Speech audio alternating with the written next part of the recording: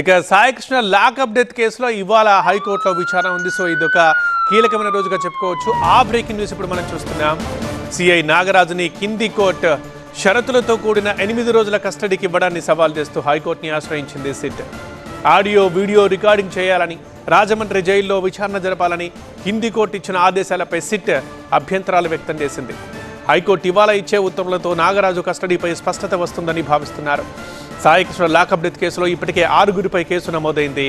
5గురు arrest అయ్యారు.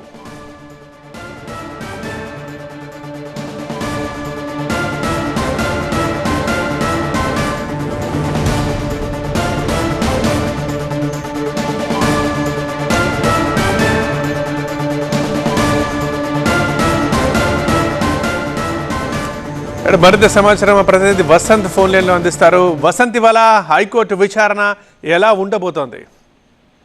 ఈ రోజు జరిగేటటువంటి హైకోర్టు విచారణ సందర్భంగానే లాకప్ డెత్ కేసులో సిఐ నాగరాజు సంబంధించిన కస్టడీ పైన ఒక స్పష్టత రాబోతోంది. ఇప్పటికే సెకండ్ ఏజీఎంఎఫ్సి కోర్టు ఇచ్చినటువంటి ఉత్తర్వులను సవాల్ చేస్తూ హైకోర్టు సిట్ పిటిషన్ దాఖలు చేసింది. నేడు ప్రత్యేక బెంచ్ లో ఈ పిటిషన్ పైన విచారణ జరగబోతోంది. 8 రోజుల పాటు కస్టడీకి ఇచ్చినప్పటికీ కూడా తాత్కాలికంగా కస్టడీకి బ్రేక్ పడింది.